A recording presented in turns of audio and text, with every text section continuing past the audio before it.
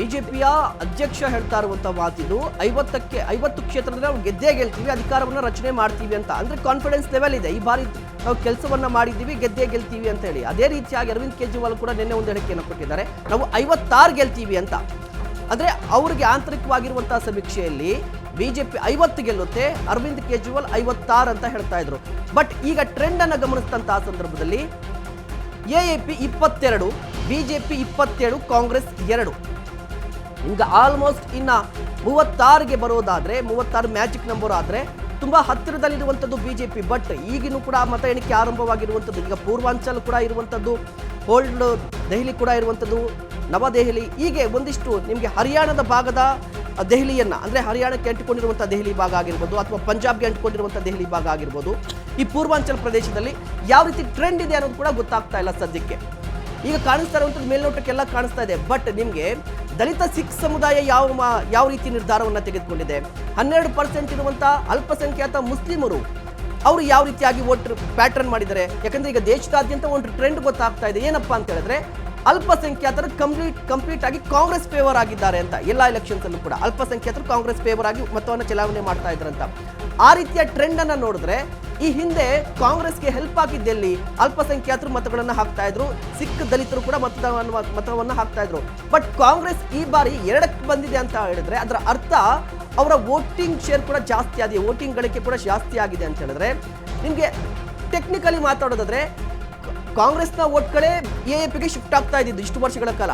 But ಈಗ ಎಎಪಿಯ ವೋಟ್ಗಳನ್ನ ಕಿತ್ಕೋತಾ ಇದೆ ಕಾಂಗ್ರೆಸ್, ಅದರ ಅರ್ಥ ಬಿಜೆಪಿಗೆ ಹೆಲ್ಪ್ ಆಗ್ತಾ ಇದೆ ಅಂತ ಕ್ಲಿಯರ್ ಆಗಿ ಗೊತ್ತಾಗ್ತಾ ಇರುವಂತದ್ದು. ಖಂಡಿತ ಇಬ್ಬರ ಜಗಳದ ನಡುವೆ ಮೂರನೇದವರಿಗೆ ಲಾಭ ಅನ್ನುವಂತಹ ಪರಿಸ್ಥಿತಿ ಈಗ ನಿರ್ಮಾಣ ಆಗಿರುವಂಥದ್ದು. ಯಾಕಂದ್ರೆ ನೀವಿಲ್ಲಿ ಸೂಕ್ಷ್ಮವಾಗಿ ಗಮನಿಸಿ, ಅಲ್ಪಸಂಖ್ಯಾತರ ಮತಗಳು ಬಹಳ ಇಂಟ್ರೆಸ್ಟಿಂಗ್ ವೋಟಿಂಗ್ ಪ್ಯಾಟರ್ನ್ ಇಲ್ಲಿ ಗಮನಿಸಬೇಕು. ಯಾಕಂತಂದು ಹೇಳಿದ್ರೆ ಯಾವ ರಾಜ್ಯದಲ್ಲಿ ನಮ್ಮ ರಕ್ಷಣೆಗೆ ನಿಲ್ಲುವಂತಹ ನಾಯಕರಿದ್ದಾರೆ, ಪಕ್ಷ ಇದೆ ಅನ್ನುವಂತಹ ವಿಚಾರವನ್ನು ಅಲ್ಪಸಂಖ್ಯಾತ ಸಮುದಾಯ ಮಾಡುತ್ತೆ.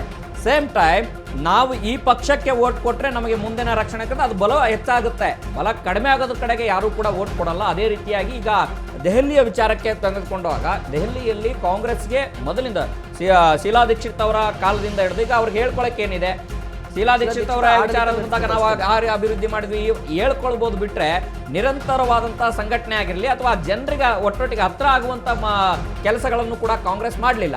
ಆದ್ರೆ ಆಮ್ ಆದ್ಮಿ ಮಾಡ್ತು. ಆ ಕಾರಣಕ್ಕಾಗಿ ಇಲ್ಲಿ ಅಲ್ಪಸಂಖ್ಯಾತ ಮತಗಳು ಬಿಜೆಪಿಯ ವಿರುದ್ಧ ಇರುವಂತಹ ಮತಗಳು.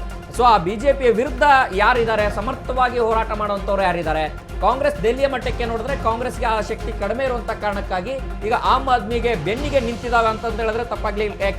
ಯಾಕೆಂತಂದು ಹೇಳಿದ್ರೆ ಈಗ ನೋಡಿ 25 ಕ್ಷೇತ್ರಗಳಲ್ಲಿ ಈಗಾಗಲೇ ಮುನ್ನಡೆಯನ್ನ ಸಾಧಿಸಿರುವಂಥದ್ದು. ಆಪ್ ಏನಿದೆ ಅದು 21 ಕ್ಷೇತ್ರಗಳಲ್ಲಿ ಮುನ್ನಡೆಯನ್ನ ಸಾಧಿಸ್ತಾ ಇದ್ದಾರೆ. 22 ಕ್ಷೇತ್ರಗಳಲ್ಲಿ ಬಿಜೆಪಿ ಮುನ್ನಡೆ.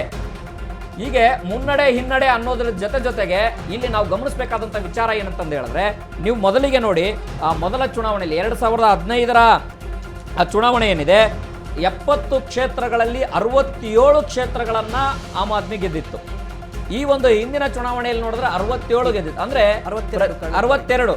ಆ ಪ್ರತಿ ಚುನಾವಣೆಗೆ ನೋಡಿದ್ರೆ ಮತಗಳ ಪ್ರಮಾಣವಾಗಿರ್ಬೋದು ಅಥವಾ ಸ್ಥಾನಗಳ ಪ್ರಮಾಣ ಕಡಿಮೆ ಆಗ್ತಾ ಬಂದಿದೆ. ಇದರ ಅರ್ಥ ಏನಂತಂದು ಹೇಳಿದ್ರೆ ಎಲ್ಲ ಒಂದು ಕಡೆಗೆ ನಾವು ಪ್ರಾರಂಭಿಕವಾಗಿ ಜನರಿಗೆ ಹೇಳಿದಂತಹ ಒಂದಷ್ಟು ಅಂಶಗಳೇನಿದಾವೆ ಅದು ಸುಳ್ಳಾಗ್ತಾ ಬಂತ ಅನ್ನುವಂಥದ್ದು. ಮತ್ತೊಂದು ಕಡೆಗೆ ಕಾಂಗ್ರೆಸ್ ಆಡಳಿತವನ್ನು ನೋಡಾಗಿದೆ, ಆಮ್ ಆದ್ಮಿ ಆಡಳಿತವನ್ನ ನೋಡಲಾಗಿದೆ. ಸೇಮ್ ಈ ಬಾರಿ ಒಂದು ಬಿಜೆಪಿಗೆ ಯಾಕೆ ಅವಕಾಶ ಕೊಡಬಾರ್ದು ಅನ್ನುವಂತಹ ಒಂದಷ್ಟು ಮನಸ್ಸು ಮಾಡಿದ್ರ ಅನ್ನುವಂತಹ ಒಂದಷ್ಟು ವಿಚಾರ. ಯಾಕಂತಂದು ಹೇಳಿದ್ರೆ ನೀವು ಹೇಳ್ತಿರೋ ಪಾಯಿಂಟ್ಗೆ ನಾನು ಬರೋದಾದ್ರೆ ಈಗ 27 ವರ್ಷ ಆಗಿದೆ ಬಿಜೆಪಿ ಅಧಿಕಾರಕ್ಕೆ ಬಂದು. ಅಂದ್ರೆ ಈಗ ಜನರೇಷನ್ ಶಿಫ್ಟ್ ಅನ್ನ ನೋಡ್ಬೋದಾ ನಾವು, ಕಂಪ್ಲೀಟ್ ಆಗಿ ಒಂದು ಜನರೇಷನ್ ಶಿಫ್ಟ್ ಅನ್ನ ನೋಡಬಹುದಾ ಅಂತ ಹೇಳಿ. ಯಾಕಂದ್ರೆ ಸುಷ್ಮಾ ಸ್ವರಾಜ್ ಅವರು ಬಿಜೆಪಿ ಸಿಎಂ ಆಗಿ ಅಧಿಕಾರವನ್ನು ನಡೆಸಿದಂತಹ ಸಂದರ್ಭದಲ್ಲಿ ಆಗ ಹುಟ್ಟಿದಂತಹ ವ್ಯಕ್ತಿಯನ್ನ ಗಮನಿಸಿದ್ರು ಕೂಡ 27 ವರ್ಷ. ಈಗ ವೋಟಿಂಗ್ ಪ್ಯಾಟರ್ನ್ ನೋಡಿದ್ರೆ ಒಂದು ಕಂಪ್ಲೀಟ್ ಆಗಿ ಒಂದು ಜನರೇಷನ್ ಶಿಫ್ಟ್ ಆಗಿದೆ ಅಂತ ಹೇಳ್ಬೋದು. ಈ ಹೊಸ ಜನರೇಷನ್ ಬಿಜೆಪಿ ಫೇವರ್ ಆಗಿದೆ ಅಂತ ಹೇಳ್ಬೋದು ಈಗ ಸದ್ಯಕ್ಕೆ. ನಾವು ಗಮನಿಸಬೇಕು, ರಾಹುಲ್ ಗಾಂಧಿ ಅವರ ವರ್ಚಸ್ ಆಗಿರ್ಬೋದು, ಮೋದಿ ಅವರ ವರ್ಚಸ್ ಆಗಿರ್ಬೋದು, ಅರವಿಂದ್ ಕೇಜ್ರಿವಾಲ್ ಅವರ ವರ್ಚಸ್ಸು. ಅರವಿಂದ್ ಕೇಜ್ರಿವಾಲ್ ಅವರ ವರ್ಚಸ್ಸು ಕಳೆದ 13 ವರ್ಷಗಳ ಹಿಂದೆನೆ ಬೇರೆ ಇತ್ತು. ಯಾಕೆಂತಂದು ಹೇಳಿದ್ರೆ ಅಲ್ಲಿಯ ದೆಹಲಿಯ ಚುನಾವಣೆಯ ಸಂದರ್ಭದಲ್ಲಿ ಅರವಿಂದ್ ಕೇಜ್ರಿವಾಲ್ ಅವರು ಎಂಟ್ರಿ ಆದಂತಹ ಸಂದರ್ಭದಲ್ಲಿ ಏನಿತ್ತು ಅಂತಂದು ಹೇಳಿದ್ರೆ ಆ ಸಿದ್ಧಾಂತವನ್ನ ಅರವಿಂದ್ ಕೇಜ್ರಿವಾಲ್ ಅವರ ಭ್ರಷ್ಟಾಚಾರದ ವಿರೋಧವಾಗಿ ನಡೆದಂತಹ ಸಿದ್ಧಾಂತವನ್ನ ಯುವ ಜನರು ಒಪ್ಕೊಂಡಿದ್ರು. ಯುವ ಜನರು ಒಪ್ಕೊಂಡಿರುವಂಥ ಕಾರಣಕ್ಕಾಗಿಯೇ ಅಷ್ಟು ದೊಡ್ಡ ಪ್ರಮಾಣದಲ್ಲಿ ಅಧಿಕಾರದ ಗದ್ದುಗೆಯನ್ನು ಹಿಡಿಲಿಕ್ಕಾಯ್ತು. ಅದಾದ ನಂತರದಲ್ಲಿ ಕಾಂಗ್ರೆಸ್ಸು ಕೂಡ ಯುವ ಮನಸ್ಸುಗಳನ್ನು ಸೆಳೆಯಲಿಕ್ಕೆ ಹಿನ್ನಡೆ ಆಯಿತು. ಯಾಕೆಂತ ಹೇಳಿದ್ರೆ ಶೀಲಾ ದೀಕ್ಷಿತ್ ಅವರ ನಂತರದಲ್ಲಿ ಆ ರೀತಿಯ ಒಂದು ಪ್ರಬಲವಾದಂತಹ ಜನರಿಗೆ ವಿಶ್ವಾಸ ಮೂಡಿಸುವಂತಹ ನಾಯಕತ್ವ ಅಲ್ಲಿ ಬರಲೇ ಇಲ್ಲ. ಆ ಕಾರಣಕ್ಕಾಗಿಯೇ 2 ಕ್ಷೇತ್ರಗಳಲ್ಲಿ ಈಗ ಹಿನ್ನಡೆ ಮುನ್ನಡೆ ಪ್ರಾರಂಭವಾಗಿ ಇಷ್ಟೊತ್ತಾದರೂ ಕೂಡ 2 ಕ್ಷೇತ್ರಗಳಲ್ಲಿ ಮಾತ್ರ ಕಾಂಗ್ರೆಸ್ ಕ್ಷೇತ್ರಕ್ಕೆ ಕಾಣಿಸ್ಕೊಳ್ತಾ ಇದೆ.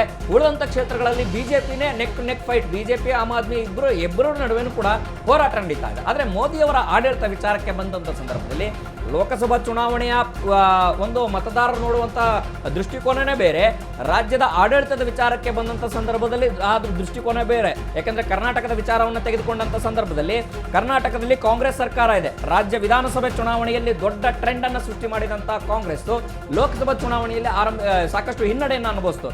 ಅದೇ ರೀತಿಯಾಗಿ ದೆಹಲಿಯ ಚುನಾವಣೆಯ ವಿಚಾರಕ್ಕೆ ಬಂದಂತ ಸಂದರ್ಭದಲ್ಲಿ 7 ಕ್ಷೇತ್ರಗಳಲ್ಲಿ ಬಿಜೆಪಿ ಈಗ ದೆಹಲಿಯಲ್ಲಿ ಬಿಜೆಪಿ ಲೀಡ್ ಅನ್ನ ಹೆಚ್ಚಿಸ್ಕೋತಾ ಇದೆ. ಬರೋಬ್ಬರಿ 29 ಕ್ಷೇತ್ರದಲ್ಲಿ ಬಿಜೆಪಿ ಲೀಡಿಂಗ್. ಅದೇ ರೀತಿಯಾಗಿ 18 ವಿಧಾನಸಭಾ ಕ್ಷೇತ್ರದಲ್ಲಿ ಆಮ್ ಆದ್ಮಿ ಪಕ್ಷ, ಅಂದ್ರೆ ಟ್ರೆಂಡ್ ಕಡಿಮೆ ಆಯಿತು. ಕಂಪ್ಲೀಟ್ ಆಗಿ ಬಿಜೆಪಿ ಓಟ ಮುಂದುವರಿತಾ ಇದೆ. ಆಮ್ ಆದ್ಮಿ ಪಾರ್ಟಿ ಹಿನ್ನಡೆಯನ್ನ ಸಾಧಿಸ್ತಾ ಇದೆ.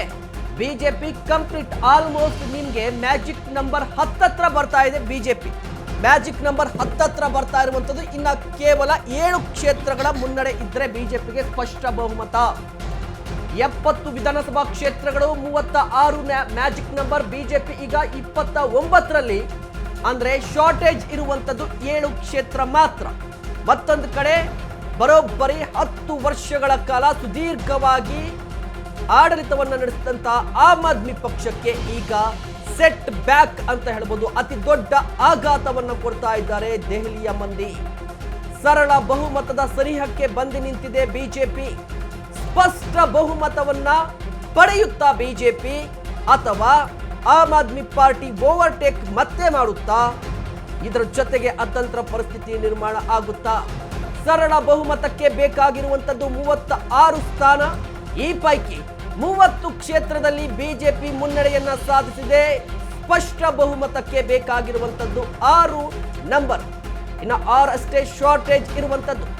70 ಕ್ಷೇತ್ರಗಳ ದೆಹಲಿಯ ಗದ್ದುಗೆ 36 ಗೆದ್ರೆ ಅಧಿಕಾರವನ್ನ ರಚನೆ ಮಾಡಬೇಕು ಆಮ್ ಆದ್ಮಿ ಪಾರ್ಟಿ. ಕಳೆದ ಬಾರಿಯ ರಿಸಲ್ಟ್ಗೂ ಈ ಬಾರಿಯ ರಿಸಲ್ಟ್ಗೂ ಅಜಗಜಾಂತರ ವ್ಯತ್ಯಾಸ ಕಾಣಿಸ್ತಾ ಇದೆ. ಕಳೆದ ಬಾರಿ ಆಮ್ ಆದ್ಮಿ ಪಾರ್ಟಿ ಈ ಹೊತ್ತಿಗೆ, ಅಂದ್ರೆ ಮತ ಎಣಿಕೆ ಆರಂಭವಾದ ಹೊತ್ತಲೇ ಆಲ್ಮೋಸ್ಟ್ ಒಂದು ರೀತಿಯಾಗಿ ಕೇಕ್ ವಾಕ್ ಆಗಿತ್ತು, ಕ್ಲೀನ್ ಸ್ವೀಪ್ ಮಾಡ್ಕೊಂಡು ಹೋಗ್ತಾ ಇತ್ತು. ಬಟ್ ಈ ಬಾರಿ 30ರ ಗಡಿ ದಾಟಲಿಕ್ಕೂ ಕೂಡ ತಿಣುಕಾಡ್ತಾ ಇದೆ ಅಂತ ಆಮ್ ಆದ್ಮಿ ಪಾರ್ಟಿ. ಮತ್ತೊಂದು ಕಡೆ ಬಿಜೆಪಿ ನೋಡಿ, ಕಳೆದ ಬಾರಿ ಕೇವಲ 8 ಕ್ಷೇತ್ರದಲ್ಲಿ ಗೆದ್ದಿತ್ತು, ಆದ್ರೆ ಸಿಂಗಲ್ ಡಿಜಿಟ್ ಅಲ್ಲಿ ಇತ್ತು ಕಳೆದ ಬಾರಿ. ಈ ಬಾರಿ 30ಕ್ಕೆ ಬಂದು ನಿಂತಿರುವಂತದ್ದು.